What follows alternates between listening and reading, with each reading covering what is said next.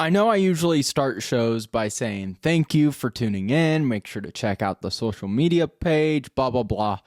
I'm starting somewhere different today. I want to thank the football gods for when my crazy friend decided to have a wedding in the fall, in October, where conference games are playing and there's postseason baseball. I am so happy they made him decide to have that wedding on my birthday weekend when there was good games, but nothing crazy like this weekend. I think I would have legitimately been upset and sad if I would have missed this weekend of football. You had number 2 Miami lose on Friday. You had number 5 Ole Miss lose. Number 7, Number 7 Texas Tech lose. 10 LSU lose. 11 Tennessee, 20 USC, 22 Memphis, who is undefeated, 23 Utah, and 25 Nebraska. All lose in the same weekend, on top of Drake having a great performance, on top of Iowa having a crazy ending in Iowa City against Penn State. It's the meme of Martin Scorsese sitting there, and it says cinema. That's what it is. It was beautiful. A beautiful weekend of college football. And I can't wait to break it down with you. But before we do that, now I have to do the welcome. Thank you guys so much, as always, for tuning in each and every week to the Media Row podcast. Always greatly appreciate it. We're here on YouTube. So if you're watching on YouTube, make sure to like, subscribe, comment, all that good stuff. If you're listening on whatever podcast platform you're listening to, make sure to like, subscribe, rate, all that good stuff. And I told you guys, we got that Instagram page. Go to @MediaRowPod on both Twitter and on Instagram. Follow us all over social media. That's where you can catch firsthand interviews with Coach Joe Woodley and other players. It's going to get really busy here in the next few weeks when basketball season for both men and women starts to ramp up. But always appreciate you guys. Thank you again so much for your support. And as always, I always appreciate our support from the local Kelly's Little Nipper over there at 1701 East Grand Avenue in Des Moines. Make sure to go check them out. Use that keyword in Woodley, and your first drink is on the house. So we have Drake with a dominant victory over Davidson, the game I was at, that we will break down here in just a few moments. We're going to talk about Iowa beating Penn State, and then we'll talk about the new top 25 with all those teams I just listed losing and how it shakes up, and just a few quick thoughts on some of the other ranked games we had this weekend.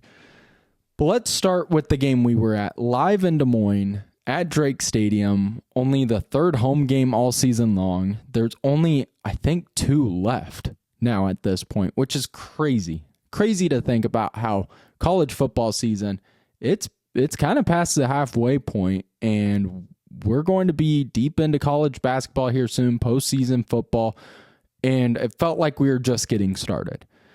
But we talk about this Drake team and their dominant victory over Davidson. Drake 45-0 over the Wildcats. Drake improves to 4-2, 3-0 in Pioneer Football League, undefeated in their league. 1-6, Davidson falls to 0-3 in the PFL.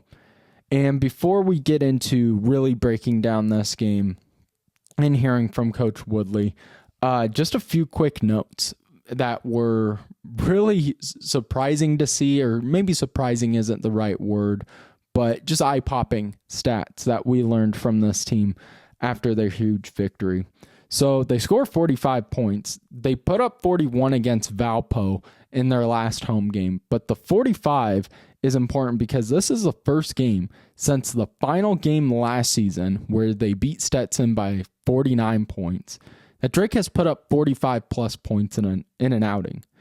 It's also the first time all season long Drake has had a 100-yard rusher with freshman Nick Herman, who rushed for 134 yards, 1 touchdown. We are going to talk a lot about him today.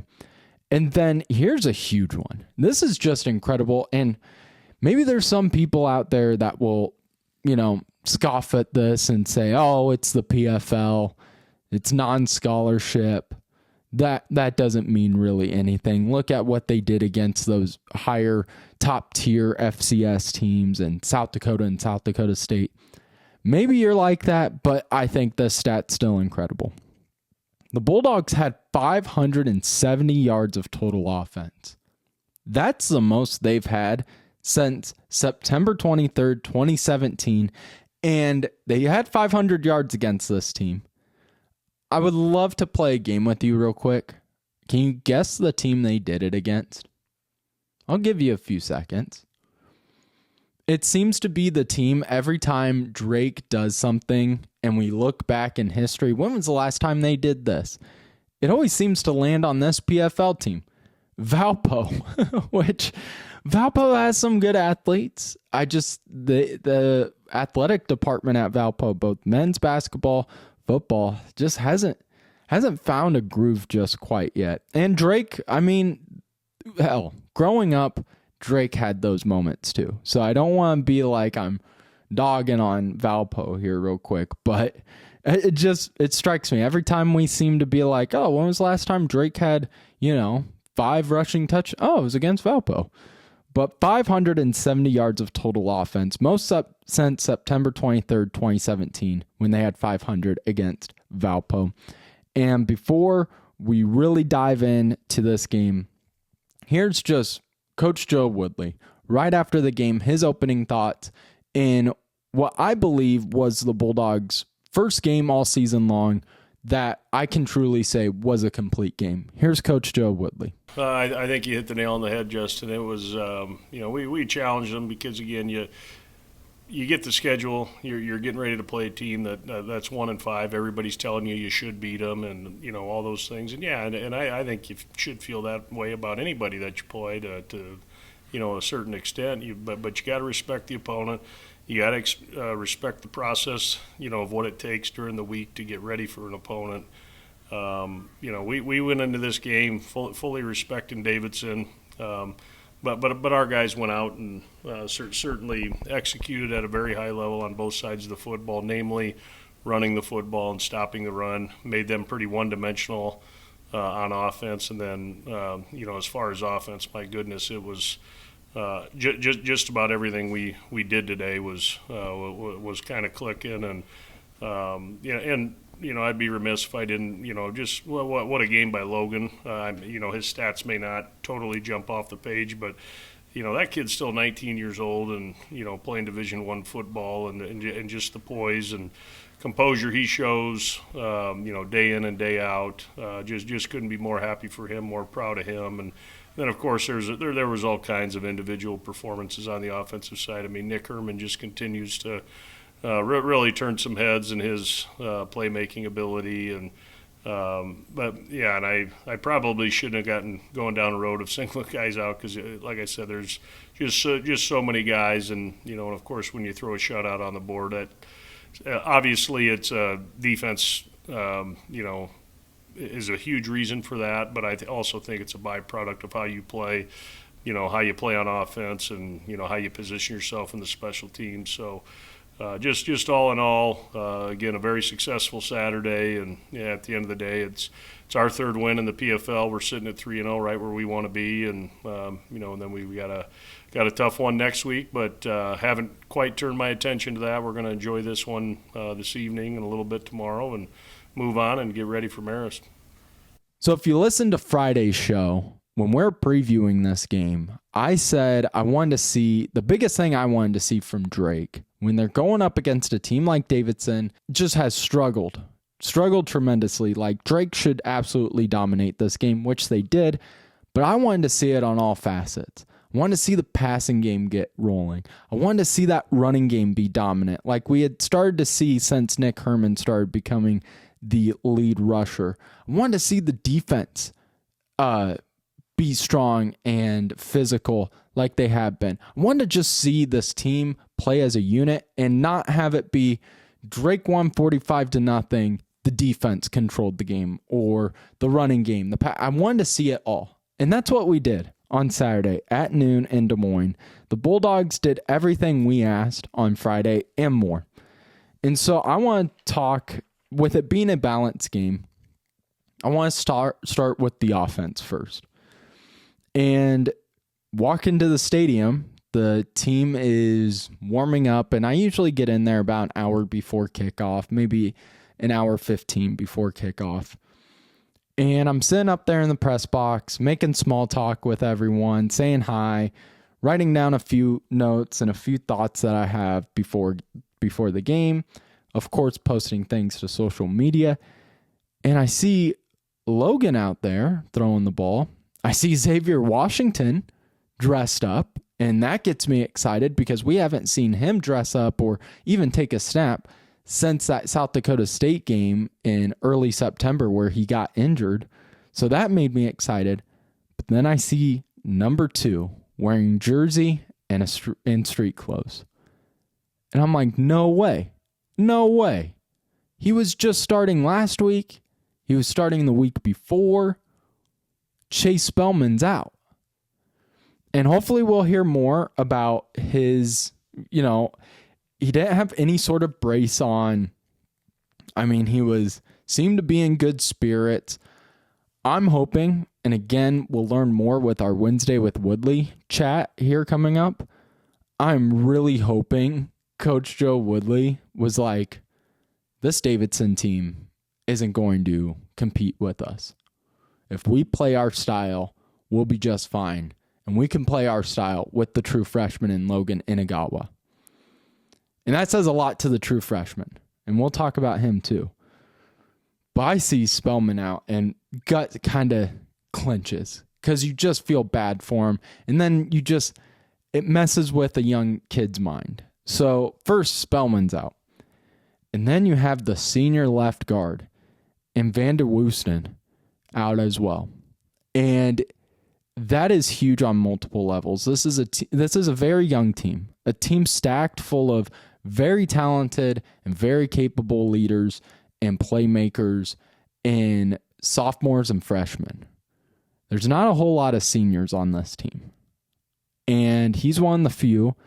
And if we were going into this game wanting to see a strong, full, complete game from this Bulldogs team, the running game to get going, you're going to need one of your leading left guards. And Vander Woesten, brace on that right leg. We'll ask, of course, Coach about him, but his did not seem as promising as Spellman being out. But even with those two out, the Drake Bulldogs balled out. And let's start with the man under center, the true freshman, Logan Inagawa. Just absolutely balled out. His best game we've seen all season long. 16 of 22, 186 yards, 3 touchdowns. I mean, I think we're really starting to see Kyle Kemp just hand him the playbook.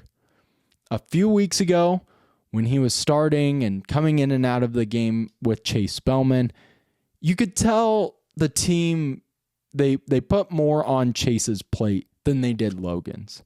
This game against a bad pass defense in Davidson, you could really tell nothing was off limits. He was running the ball well. He had great touch with the ball all game long. Just absolutely great touch. And 16 of 22, a few of those just barely missed receivers. One of them was dropped. Hank Foley, who I absolutely love, another star sophomore player who will be great in the next few years for Drake and is even a top-tier player right now in the PFL at the wide receiver position, has a wide open, and it should be a go-ahead touchdown, honestly, and drops it. Just drops a perfect pass, and I know he's, upset with himself after that one. But a few of those incompletions were on the money, just dropped, or a few of them just great defensive plays. But Logan Inagawa absolutely balled out, led Drake to score on 7 of their 9 total drives, led an offense that only punted twice all game long. They punted on their first drive in the first quarter with 10:45 to go, and then late in the third quarter. That was about it. This team with the starters punted twice. I think Kirk Ferentz hears that and shivers. Like, no. Come on, guys, what are we doing? think he's calling up Woodley after seeing that stat, and he's like, "What? Come on now.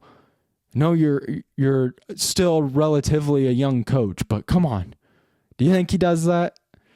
But 2 times, absolutely incredible by the offense. But the play of the day for Logan Inagawa was that 4th and 6. Drake already up by a good margin. Game doesn't feel close. Davidson felt like they haven't even crossed the 50 at this point. This is the second half, and 4th and 6, they keep the offense out there, and this is where you saw Logan Inagawa show signs of a Johnny Manziel, a Russell Wilson, just that you have 8 offensive linemen on him, and somehow he still escapes. Just showcased his scramble ability, his ability to keep his eyes downfield, even when facing great pressure. And like we said, his touch on the football was elite on Saturday. Just a beautiful, perfect pass to Jackson Voth, who catches one of his 2 touchdowns. And moving to that wide receiver room, again, Drake did everything we asked for. On Friday, we said, man, would love to see Foley, Voth, get those star guys involved. And huge performances by both of those guys. You had Taj Hughes with the touchdown. You had Hank Foley with the touchdown. But the main bounce back on the wide receiver position was in that Kansas State transfer with Jackson Voth. He had 29 yards against San Diego. San Diego, again, not a great team against the pass. Was down below in the conference in stats, giving up passing yards per game, along with the Wildcats. He only had 29 against San Diego. And what does he do this Saturday? 106 yards, 2 touchdowns. He got targeted 9 times, had 8 receptions. Was incredible. So you had the passing game step up. But Drake has something special in true freshman running back Nick Herman. Listen to these stats. First off, he's a true freshman that wasn't highly recruited by really anyone. Talked with Coach Woodley after the game, and he said that was one of the first guys he had on his list in around January, February, not long after he gets hired at Drake. That is who he wants to go after. And he was shocked that not a lot of people were going to him. He's got good size, and everyone on Saturday witnessed his speed. I mean, that guy has 1 gear and 1 gear only. And also his versatility. He was able to get involved in the passing game more. And then secondly, just his agility. There was a pass where he caught a pass, goes up the sideline, breaks about 3 or 4 tackles with juke moves, spin moves, and just pure physicality and stiff arms. Nick Herman versus Davidson. 134 yards rushing, 1 touchdown, including 56 yards receiving. In the first quarter, with about 6:40 on the clock, Nick Herman had 58 of Drake's total of 66 offensive yards. The Bulldogs didn't really start utilizing Herman until about that Valpo game in the second half. And since then, he's put up 283 total yards, 3 touchdowns. He's averaging 94 yards per game, 7.9 yards per carry. He has rejuvenated this running back core. Woodson is getting more opportunities in the running lanes. Same with Meisinger. His success is helping everyone's success. His athleticism, his versatility has helped this Drake offense tremendously all around, and he's only getting started. And before we dive too much more into this game, it was my second question to Coach Woodley. What's the play of his true freshman running back in Nick Herman? Here's Coach Woodley after the game. He's just a really explosive athlete, and and we really liked him because he was a kid that we got. When we got the job in December, we got on him. I don't know. I mean, it might have been after January, and he's from St. Rita in Chicago, and Drake's always done well in the Chicagoland area, and Drake's a prominent name over there, so I thought I might get our foot in the door with him. And he didn't have a whole lot going, which is surprising because he's close to 6 foot, if not right at it, and he's close to 200 pounds. I mean, he's packed in there pretty good, and he's got elite track speed. He was a 10-800 meter guy, and I think he's faster out on the football field because there's not many guys out there that are catching that kid. And it was good to see him. He caught a big pass last week in San Diego, and I don't know if he had a couple of them today, but I know he had a big one today. And the best part about that kid, much like Logan is, they just go to work every day. They're not loud. They're not high maintenance. Sometimes that happens at those skill position spots. They're just two young kids, just really grateful for the opportunity that they have right now, and they're just making the most of it. So, kind of kids you want to recruit to this place, and that's the kind of kids you get to attract to Drake, and that's what makes this place so special. So now let's move to that other side of the ball, the defense. We saw them carry the load in the victory, in the 41-0 victory at home against Valpo. And since then, they've really started to improve. They kind of have that swagger back after, they played good against South Dakota State on the road. There was a lot of weird things that happened in that game. That South Dakota game, though, that really felt demoralizing. Drake kept it semi-close. It never felt close. But this defense comes against Valpo and against Davidson and has absolutely protected Des Moines. Listen to Drake at home. This stat's incredible. They're outscoring opponents 127-7. They're holding opponents to just 202.3 yards per game to Drake's 461 offensive yards per game. Versus Davidson, they had 5 sacks, 9 tackles for losses, only 31 rushing yards. Davidson couldn't cross the 50, it felt like, really all game long. It took them until 4:52 left in the first quarter to just get 10 yards, to get their first down. The Wildcats on third down, inefficient, 3 of 13. On fourth down, 0 of 3. And that's where I want to start with this defense. The 2 goal line stands. The first one, you have the starters for Drake going up against the starters for Davidson. Drake's starters absolutely just physically pushed through, put pressure on Cleveland, and Davidson couldn't do anything. The second one, though, was even more impressive because that's late in the game. Davidson still has all of their starters out there. Woodley, Adam Cox, those guys have their bench players in. And the second string defense holds the first string for Davidson. If you're a Drake fan, if you're on that coaching staff, that is so much confidence getting poured into you right there. Because you're looking going, man, look at the guys on the second string, the guys on the bench, the role players. Look at the way they're playing with that grit, with that physicality, with that momentum as well. And look at all these things now we can build on for the future as well. Most complete game of the season. And once again, the Bulldogs just seem to be hitting their stride at the right time. And this defense, the secondary looks good. Man, Gilardi, I put out a tweet, late in that third quarter, he banged up his shoulder and wasn't moving it, moved to the sideline. He seemed fine, but he never got put back into the game.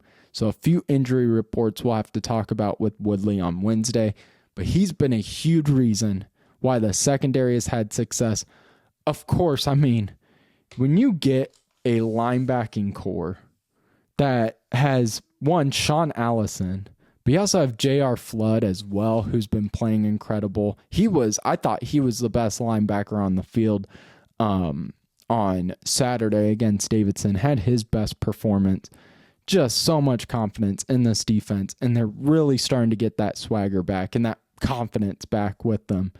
And this was a really cool interview with Woodley after the game when talking about his defense, because we get a little insight as well to how Adam Cox coaches this defense and the conversations him and Woodley, who a lot of you know, was a defensive coordinator before becoming the head coach at Grandview, who understands the defense to a T, and their conversations on the sideline. And it was really interesting to hear about. So here's Coach Woodley talking about Drake's defense and the defensive coordinator and Adam Cox. I think it, I wouldn't call it quite a defining moment in this football game, because obviously we were going to win the football game regardless if they scored or not. But I think it just set a precedent, with our guys, and I got to tip my hat to Coach Cox, and he asked me, he's like, Coach, can we call a timeout here, and just kind of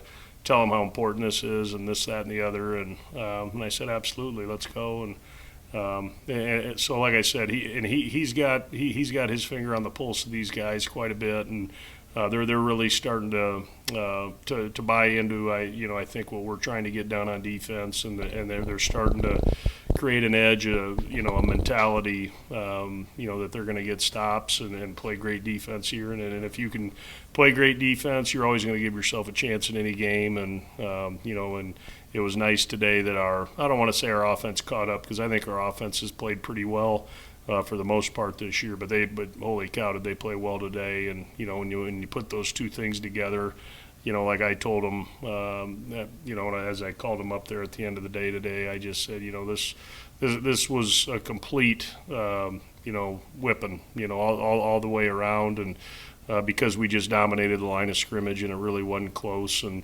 that's who we want to be here at Drake, and that's kind of who I am as a coach and my mentality. I just maybe I'm old school that way. I just think if you control the line of scrimmage, you're always going to have a chance to win football games, and I think you're going to attract kids that you want to be around and coach every day. So pretty rewarding day in that regard.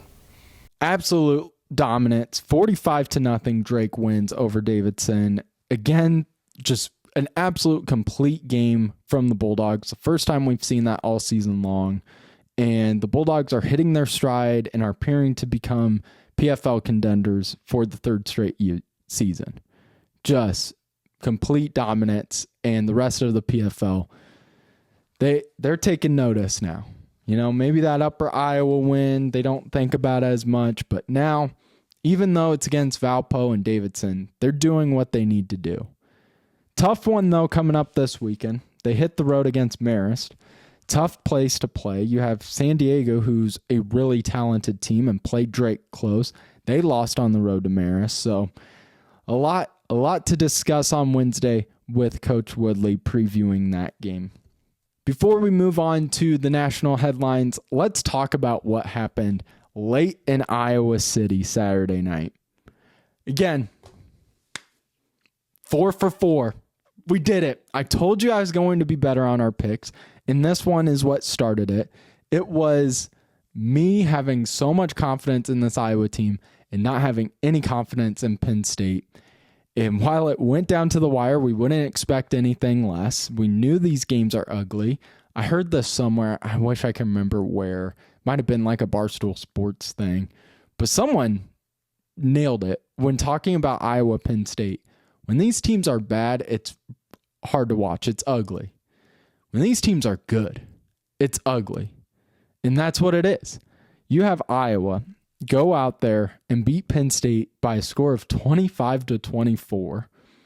You have Gronkmeyer, a true freshman, go out there, 93 yards, 2 interceptions. If you wanted an air raid, definitely stay clear of Peacock on Saturday night, because Gronowski for Iowa, 68 yards, 1 interception.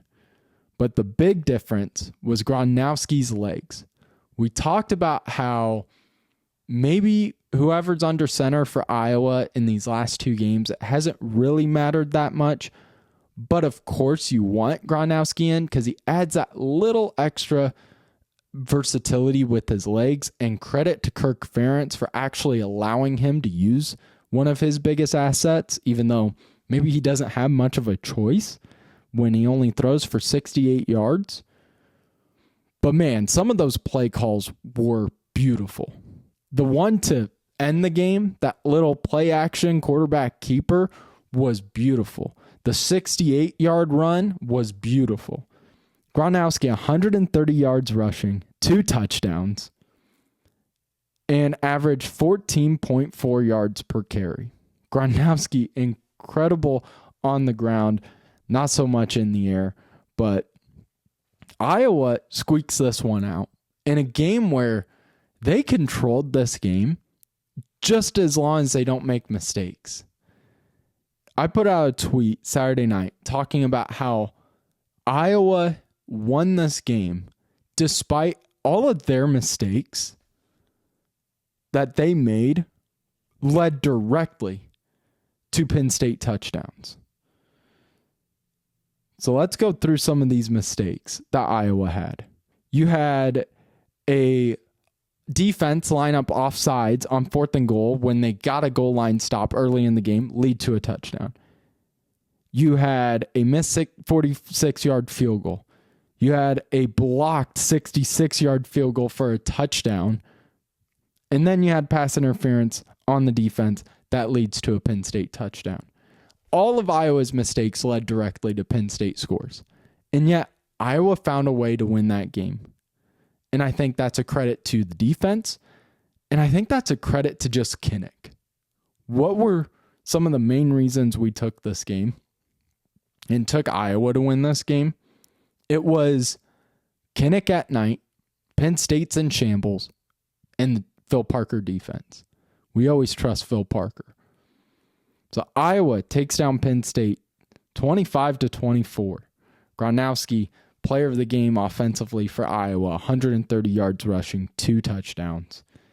And Penn State, you had UAB win after firing Trent Dilfer in their first game back. UCLA beat Penn State in their first game back after firing their head coach. It could have been 3 straight teams winning their first game after firing their head coach in the middle of the season, but Penn State can't get it done, loses 25-24, and just complete shambles for that team right there. Now let's get into the national headlines. Like I said, we went 4-4 this weekend. So excited. First off, the top 25 looks a lot different after what was an incredible weekend of college football. The top 10, you have Ohio State, Indiana. No one's going to argue with that. Texas A&M at 3, Alabama 4, Georgia 5, Oregon 6, Georgia Tech at 7, Ole Miss at 8, Miami 9, and Vanderbilt in the top 10. But looking at these games, the one that surprised me the most, and just again, pure dominance, and maybe surprised isn't the best word, but maybe I'm just starting to understand this team, is Alabama just absolutely destroying Tennessee. Alabama, for 4 straight games now, has controlled every game they're in. Against Georgia, 24-21. That score looks closer than what that game felt like. Alabama controlled the line of scrimmage all game long. Vanderbilt, Alabama. Alabama, 30-14. Bama against Missouri, 27-24. Again, a game that I think the scoreboard favors Missouri a little more in that game. And then, of course, Saturday, Bama over Tennessee, 37-20. This team's starting to click. And I said no one's going to argue with Ohio State at number 1 with what they've been able to do. No one, I don't think, is going to argue with Indiana with what they've been able to do. Maybe with Texas A&M struggling against Arkansas and the way that defense has performed, I would have put Bama at 3. I would have had them jump over Texas A&M just because those past 4 games, there's not any team that has just controlled ranked opponents better than Alabama in these past few weeks. So a lot of fun this weekend. You had Georgia winning a thriller against Ole Miss. And for those who's listening, and maybe you're the guys who commented on TikTok, a lot of fun. I understand if I make a pick and you don't agree with it on Friday, I love the back and forth. I love you going out there and being like, what are you talking about? And I had a lot of that with Ole Miss and Georgia because I said Ole Miss was a fake top 5 team and Georgia was going to prove it.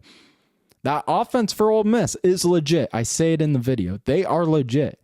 That defense is not. And again, I don't know really how good Georgia is either. But it was in Georgia. It's Kirby Smart. I trust that team more than I did Ole Miss. And they were the ones who came out on top. So I loved the comments because after the game, we were chatting. We were all commenting, going back and forth. I always love it. And I would have done it if Ole Miss would have won, would have had fun too with being wrong. Because as you guys know, this is our first time going 4-0, and we're in the second to last week of October. Yeah, I've been wrong quite a bit. But a lot of fun in today's show. Thank you guys so much for tuning in. Always appreciate you tuning in each and every week. Make sure to like, subscribe, comment, all that good stuff. Make sure to follow us all over social media. And then we will see you Wednesday as Coach Joe Woodley hops on the show for our Wednesday with Woodley get together. And then Friday, again, you're going to want to be sure you're on social media following us at Media Row Pod, wherever you get your social media. Because we have Drake Women's Media Day on Thursday at 12:30. Right after Media Day, we are going to be posting clips from that experience. So make sure you're following along at Media Row Pod on Twitter for those firsthand interviews before we even get to Friday's show. So that'll do it. We will see you guys on Wednesday with Coach Woodley for our next episode of the Media Row Podcast.